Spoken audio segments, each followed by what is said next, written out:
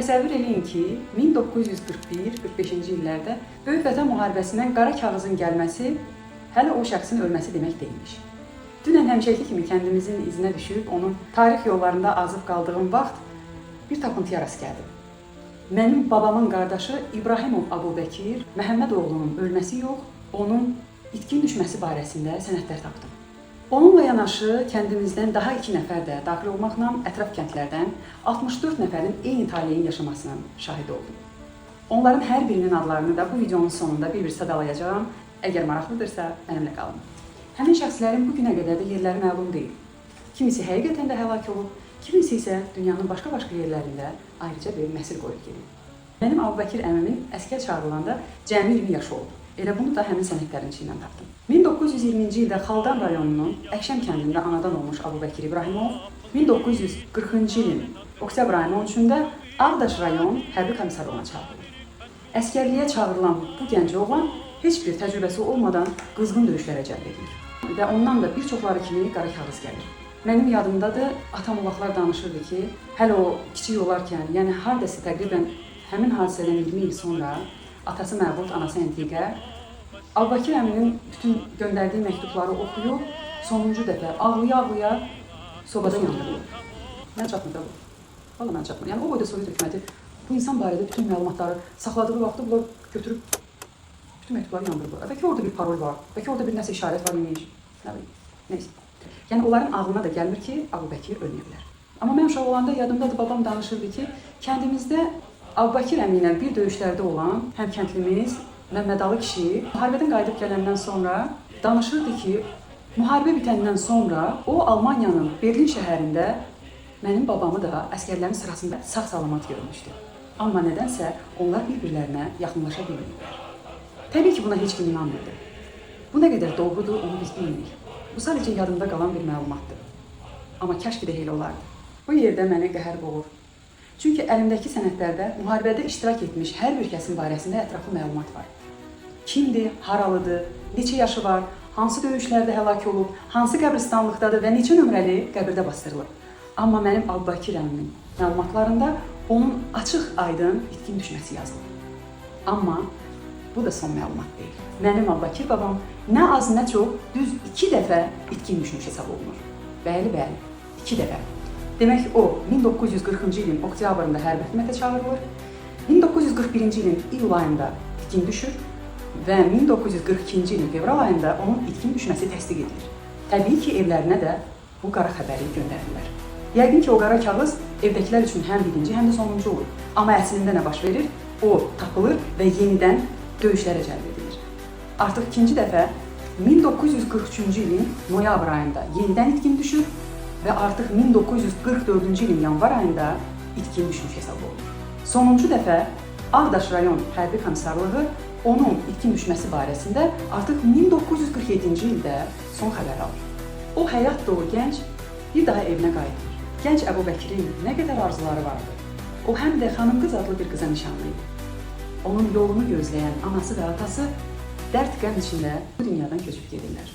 Və onun qardaşları Əyyub, Məbud, Zabit, Ənvər, Abid və bircə bacıları Solmaz onun acısını uzun illər yaşayırlar.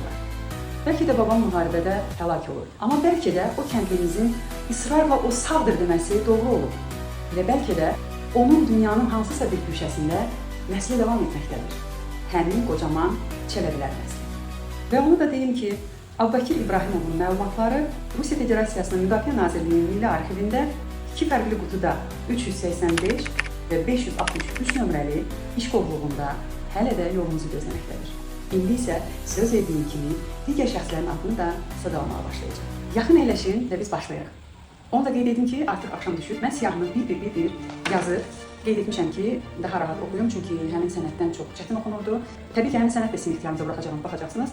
Bildirim ki, bir çox adları düzgün oxuya bilmirdim, yaxınlaşdırsam da sənədin çox köhnə olmasından. Adlar tam yaxşı oxunmur. Bəzi yerlərdə hərf səhvi ola bilər. Ona görə də mən dəqiqləşdirici məlumat üçün bəzilərində yaxın qohumlarının adını da qeyd edəcəm. Özünüz artıq müqayisə edib tanıya biləcəksiniz öz qohumlarınızı. Birinci başlayır 1942-ci ildən. 1910-cu il təvəllüdlü Abdullayev Bahadur Cavadoğlu Hacısevi. 1913-cü il təvəllüdlü Əliyev Bahadur Rəşidoğlu Mingəçevir. 1902-ci il İsmailov Mamed və ya Məhəmməd, çünki o zaman Məhəmmədlər də Mamet yazırdılar. İsmailov Mamet Əlioğlu, Havarlı. 1911-ci il təvəllüdlü İsmailov Mustafa Bəkir oğlu, Hacı Seyid. 1916-cı il təvəllüdlü İsmailov Hidayət Bəkiroğlu. Yaşayış məntəqəsi yazılmayıb, qohumu İsmailov Nigar İsmail qızı. 1912-ci il təvəllüdlü İskəndərov Abuzər Ziyad oğlu, Havarlı. 1906-cı il təvəllüdlü Mustafayev Vahid Əlifoğlu, Əkşəm. 1900-cü il təvəllüdlü Mamedov Məbud Şirin oğlu, Havarlı. 1907-ci il təvəllüdlü Nəbiyev İnayət Rəsuloğlu, Mingəçevir.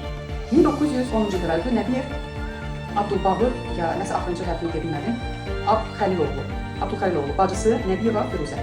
1908-ci il təvəllüdlü Şükürov Firzalı Əhmədoğlu, Havarlı, deyəsən Havarlı oxşudur.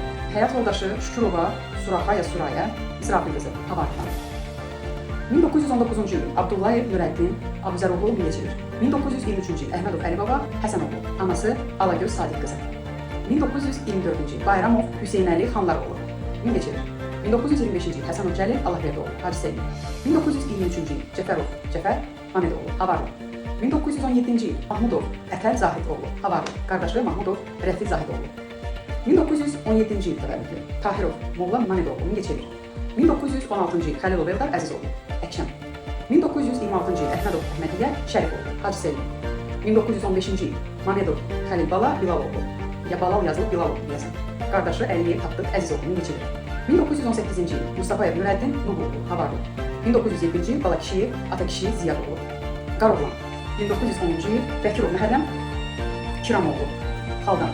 Qohumu Bakirova Minikhanı. Bu 1942-ci il ayrı olan bir siyahı idi. Bu da az çox düzgün oxumaq mümkün idi. İkinci oxuyacağım siyahı üçün əvvəlcədən üzr istəyirəm. Çünki burada hədsiz çox pis hala düşmüşdü həmin sənət. Ona görə də artıq özünüz də mənə kömək olun. Əgər səhv deyirəmsə, şərhlərdə onların adlarını düzgün qeyd edə bilərsiniz. Kərimov Abdi, bilmirəm, onu düzgün oxuya bilmirəm. Abidupaldır, nə bilmirəm, Qoxa, onu da oxuyamamışam. 1915-ci il təvəllüdlüdür. Oğlu Qocayev Qoca. Mahmudov Ağalar Beybudoğlu, 1918-ci il həyat yoldaşı Mahmudova Qəndət. Bunların artıq demək olar ki, heç birinin yaşayış məntəqəsi qeyd edilmir, bir neçəsindən başqa. Sadiqov Abdullah Paşaoğlu, 1914-cü il həyat yoldaşı Sadiqova Leyla. Cəbilov Cabir Cəbiloğlu, 1912-ci il həyat yoldaşı Cəbilova Gülnaz. İsmailov oxuya bilmədim, İ.M. oxuya bilmişəm, 1913-cü il təvəllüdlü həyat yoldaşı İsmailova Əlizadə bəlkə də. Hüseynov Məhərrəm, 1916-cı il təvəllüdlü həyat yoldaşı Hüseynova Sənəm. İbrahimov Hidayət Vəlioğlu, 1903-cü il həyat yoldaşı İbrahimova Maya. İsmailov oxuya bilməyəcəm. Məsələn, Ratla başlayırdı, Abdullaoğlu, 1919-cu il həyat yoldaşı İsmailova Şərəf. Cəlilov Sadiq Cəliloğlu, 1912-ci il həyat yoldaşı Cəlilova Nailə, o Havarlıdandır. Şəfizadə Abdullah, 1916-cı il qohumu Əhmədova Firuzə. Şəfizadə Abdullah Şəfiyoğlu, qohumu da Əhmədova Firuzə. Əliyev Hacı Ağa Sırafiloğlu, 1905-ci il İsmailova Tamila deyəsən.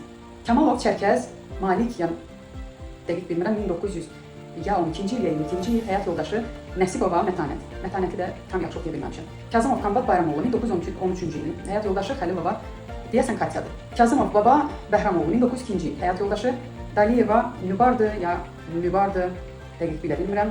Əliyev Babir, ya Bəbir Mamedoğlu, 1906-cı il həyat yoldaşı Əliyeva Nubat. Şükürov Gürzalı Əhmədoğlu, 1900-cü il təvəllüdlü qardaşı Kazımov Qadir. Dadaşov Naşı ya Paşa Əhmədoğlu, 1908-ci il həyat yoldaşı Dadaşova Sarı, bilmirəm nə yazılır, Sərvinazı deyəsən Hacı Seyid. Həsənov Cəlil Allahverdoğlu, deyəsən Həsənovdur, çünki Qaf Nov yazılır, yəqin ki Qasanovdur. 1925-ci il təvəllüdlü, atası Allahverdiyev Ələkdir, ya Ələk, ya Allah, nəsə belə bir şey yazılır. Nəsrullayev Nəsrullah Zahidoğlu, 1911-14-cü ildə, atası Nəsrullatov Zahid, ya Zahid. Yolçuyev Qədir Təhmazoğlu, 1911-14-cü ildə, həyat yoldaşı Yolçuyev Qənifə. Rəhimov Əşrəf Mamedoğlu, 1908-ci il, anası Rəsulova Gülsüm. Bağırov Göyüşdü, ya Qaloşdu Cumaoğlu, onu yaxşı bilə bilmədim, 1909-cu il, həyat yoldaşı Bağırova Gülsüm. İsmailova Əşrəf Əlioğlu, 1906-cı il, həyat yoldaşı Həsənova Kəzbandı deyəsən. Nəbiyev Xudaverdi Rəsuloğlu, 1910-cu il, anası Nəbiyeva Bəylişindir, ya Baklişin yazılıbdır, bunu dəqiq bilmirəm, amma Əkşəmdəndir. Nəbiyev Xudaverdi Rəsuloğlu. Əhmədov Əmir Ala Qurbanoğlu, Əmir Bala olar bəlkə də, 1919-cu il, həyat yoldaşı Əhmədov Zeynəb, ya da Leyla, bu ikisindən biri olacaq. İsmailov İnayət Bəkiroğlu, ya İnat oğlu, 1913-cü il, həyat yoldaşı Həsənova Nigar, Hacı Seyidi deyəsən çox güman ki. Paşayev Paşa Beybudoğlu, 1908-ci il, həyat yoldaşı Paşayeva Teymardır, Teymurlar, onu dəqiq bilmirəm. İsmailov Mustafa, ya Bakiroğludur, ya Bakir, ya Bəkli, 1911-ci il, anası Bəkirova Anagül və sonuncu İsmailov İsmail Beybudoğlu, 1913-cü il, bacısı İsmailova Ayət. Budur, biz bitirdik. Mənimlə qaldığınız üçün sizə təşəkkür edirəm. Nə suallarınız olarsa, şərh bölməsində yazın. Sağ olun.